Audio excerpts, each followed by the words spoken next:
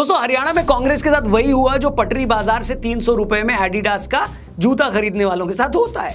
वो 300 रुपए में खुशी खुशी एडिडास का जूता खरीद कर लाते हैं, तो घर आकर पता चलता है कि वो एडिडास का नहीं एबीबास का जूता है। जी हाँ, ऐसे ही लोग हैं जिन्हें 3 महीने बाद मिलने पर पता चला कि जिस लड़की को वो इतने टाइम से साउथ दिल्ली की सुहानी समझकर बात कर रहे थे वो गाजियाबाद का सोहन सिंह निकला।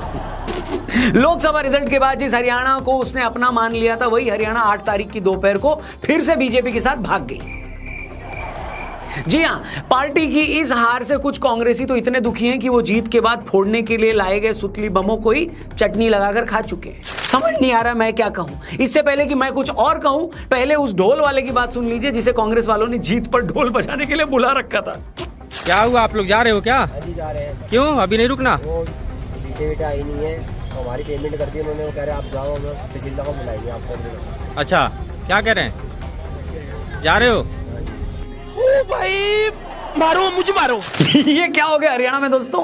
बीजेपी हरियाणा की 90 में से 50 सीटें ऑलमोस्ट लाकर लगातार तीसरी बार सत्ता में आ गई। कांग्रेस लगातार तीसरी बार जलील हुई है। लोकसभा चुनाव में जब से कांग्रेस को 10 में से 5 सीटें आई थी ना हरियाणा में, ये मानकर चल रहे थे कि बस अब हरियाणा में हमारी ही सरकार बनने वाली है। इन लोगों का कॉन्फिडेंस देखकर इलेक्शन कमीशन को भी एक बार लग रहा था कि हरियाणा में विधानसभा चुनाव कराने भी है या फिर रहने देते हैं इस बार। है हरियाणा का अगला सीएम बनने के लिए 2 महीने से हुड्डा जी और कुमारी शैलजा ऐसे लड़ रहे थे जैसे बीजेपी वालों ने पॉलिटिक्स छोड़कर पानीपत में जलेबी की फैक्ट्री खोल ली हो। वही जलेबी की फैक्ट्री जिसकी नींव हरियाणा चुनाव में राहुल बाबा ने रखी थी। तब भी मैंने यही कहा था। क्या कहा था भाऊ? रुको जरा, सब्र करो। इतनी जल्दी शपथ ग्रहण में पहनने के लिए शेरवानी न सिलवाओ, रुको जरा सब्र करो। ऐसा ना हो कि रिजल्ट इधर उधर हो गया तो बाद में उसी शेरवानी को फाड़कर पोछा बनाना पड़े। बताओ अच्छा लगता है क्या? नहीं ना। मैंने तब भी कहा था कि नए बंगले में करवाने के लिए अभी से जो पेंट के डब्बे खरीदे हो, बाद में उसी पेंट को अपने मुंह पर लगाकर मोहल्ले की सर्कस में तुम्हें जोकर ना बनना पड़ जाए।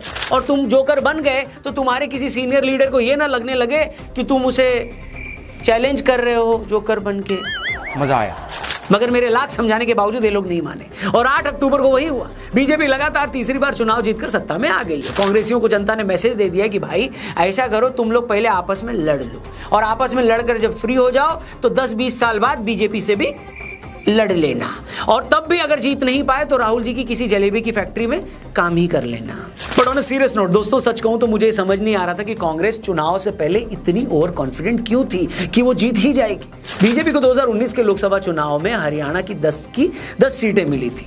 इस बार 2024 में कांग्रेस को 10 में से 5 सीटें मिल गई। बस इसी से कांग्रेस ने मान लिया कि अब तो बस हमारी ही सरकार बनने वाली है। और अगर मैं गलत नहीं हूं तो 2024 के लोकसभा रिजल्ट के टाइम भी बीजेपी हरियाणा की 90 में से 46 सीटों पर आगे थी।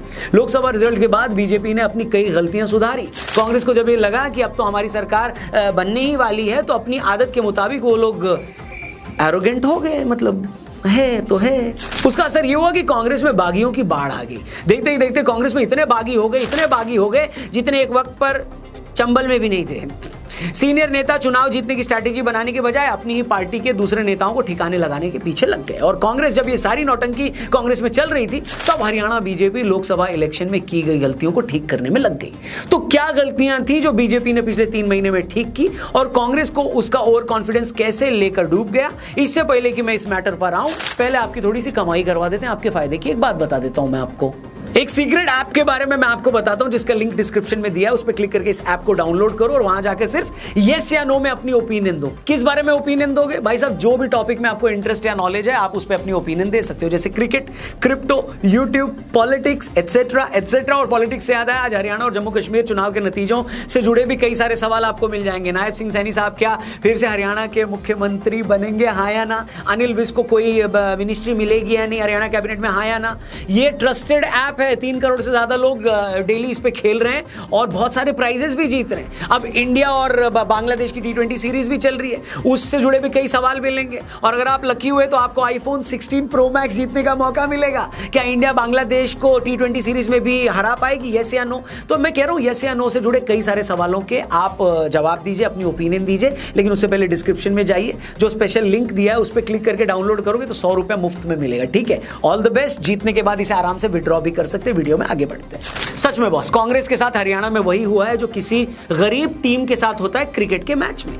या तो गरीब टीम कभी जीतती भी नहीं, फिर साल 2 साल में ऐसा मौका आता है कि वो सामने वाली टीम को 30 रन पर 5 आउट भी कर देती है। उस टीम को लगता है कि आज जीत ही जाएगी वो गरीब टीम, मगर तभी दूसरी टीम के टेल एंडर्स जम जाते हैं। सामने वाली टीम 150 के पार रन भी बना देती है और हमारी गरीब टीम फिर से 70 रन पर क्या हो जाती है राहुल जी? खत्म।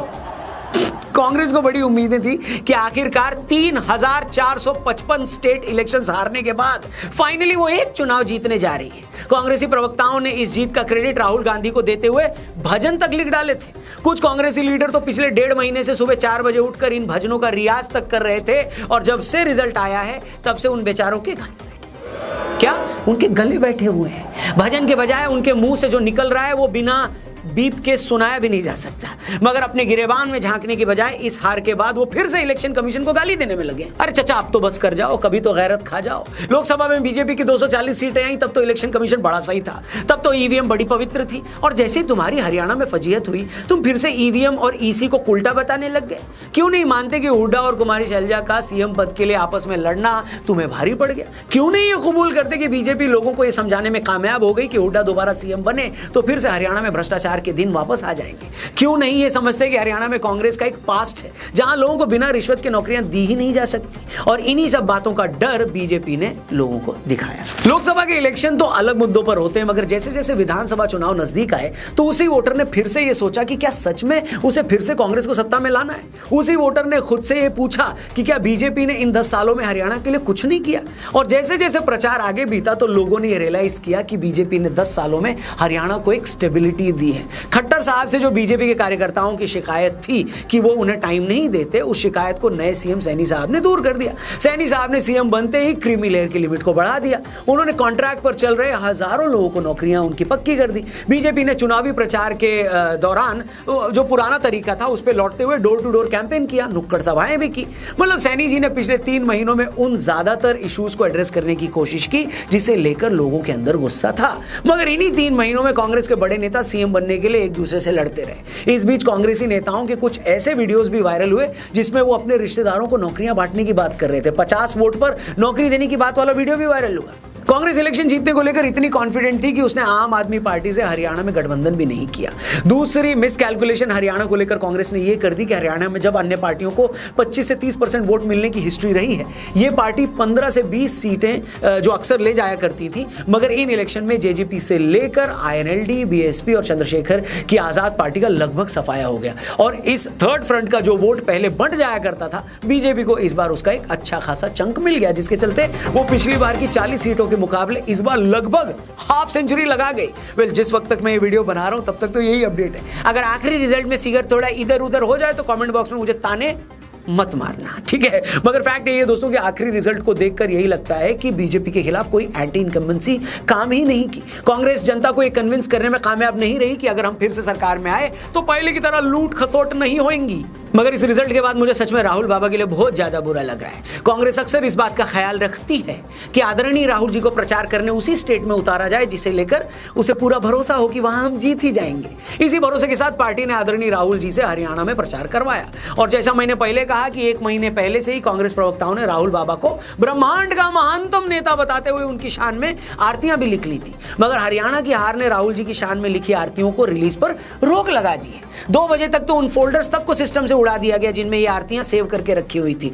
सच बता रहा हूं। और जैसे पाकिस्तानियों को ये लगता है ना कि या तो उनकी टीम जीतती है या फिर क्रिकेट मैच फिक्स होता है, ठीक उसी तरह कांग्रेसी नेताओं को भी भरोसा नहीं हो रहा कि उस जैसी महान पार्टी को जनता ने खारिज कैसे कर दिया। उसे एक बार फिर यही लग रहा है कि या तो ईवीएम चरित्रहीन है या फिर इलेक्शन कमीशन बेवफा है। रिजल्ट के बाद से इन लोगों ने इलेक्शन कमीशन के नाम की इतनी छाती कूटी है कि उनके फेफड़े मुंह के रास्ते बाहर आ गए। सच बता रहा हूं, बेचारे घुटना मुंह में घुसाकर अपनी रुलाई रोक रहे हैं। कुछ कांग्रेसी तो अपनी अकल पर पड़े पत्थर इलेक्शन कमीशन के दफ्तर पर फेंक कर अपनी भड़ास निकालने की कोशिश कर रहे हैं, मगर इन सब से हकीकत नहीं बदलने वाली मेरे मित्र। लुटिया डूब चुकी है, जलेबी की फैक्ट्री पर बुलडोजर चल चुका है। सीएम बनने की उम्मीद में सिलवाई गई शेरवानियों ने पंखे से लटक कर अपनी जान भी दे दी है, और जितने भाड़े के चुनावी एक्सपर्ट्स थे उन्होंने जीवन में 73,000वीं बार अपना मजाक उड़वा लिया है। पहली संभावना तो ये है कि पूरे हरियाणा में कांग्रेस की हवा चलेगी और उसको बहुमत आएगा। ये सही है या नहीं? फिर बोला कि भाई दूसरी संभावना क्या है? मैंने कहा दूसरी संभावना यह है कि हवा नहीं, कांग्रेस की आंधी चलेगी हरियाणा में। यह सही है कि नहीं है? फिर मेरे से बोले भाई ये दोनों के अलावा तीसरी संभावना कौन सी बच गई है? मैंने कहा तीसरी संभावना यह है कि सुनामी चलेगी यहां पे कांग्रेस की। अब आप बता दो, हवा चलेगी आंधी के सुनामी? आखिर में मेरी ईश्वर से यही प्रार्थना है कि वो ऐसे निष्पक्ष चुनावी विश्लेषकों को हरियाणा के ये रिजल्ट सहने की शक्ति दे। मेरी ईश्वर से यह भी प्रार्थना है कि वो उन यूट्यूबर्स को भी थोड़ी गैरत दे जो पिछले 3 महीने में 300 बार गली गली घूमकर ये बता चुके थे कि कैसे कांग्रेस पार्टी की 70 सीटें आ रही हैं। और मेरी भगवान से ये प्रार्थना भी रहेगी कि वो ऐसे हर आदमी को चुल्लू भर पानी भी दे। चुल्लू भर क्यों? क्योंकि कहीं मैंने सुना था कि चुल्लू भर ही काफी होता है। बाकी आपकी हरियाणा के नतीजों पर क्या राय है कमेंट करके जरूर बताइएगा। आपको क्या लगता है? कांग्रेस के आधा दर्जन मुख्यमंत्री पद के उम्मीदवारों ने जो शपथ ग्रहण के लिए शेरवानी सिलवा रखी थी, अब वो शेरवानी का क्या करेंगे? जो भी आपका कमेंट हो, जो भी आपका गेस हो, कमेंट करके जरूर बताना। और जाते जाते हाँ, जो सीक्रेट ऐप के बारे में मैंने आपको बताया था, डिस्क्रिप्शन में उसका लिंक दिया है, उसको डाउनलोड करना मत भूलना। वहां पर सिर्फ हाँ या ना में अपनी ओपिनियन देकर ढेरों प्राइजेस जीत सकते हैं आप। Thank you for watching. Video पसंद आई हो तो प्लीज इसे दबा के शेयर करना, और शेयर करने के साथ साथ जलेबी का एक डब्बा भी पहुंचाना और उस आदमी तक। Thank you for watching. Channel subscribe करके जाना। अपना ख्याल रखिए। जय हिंद, वंदे मातरम।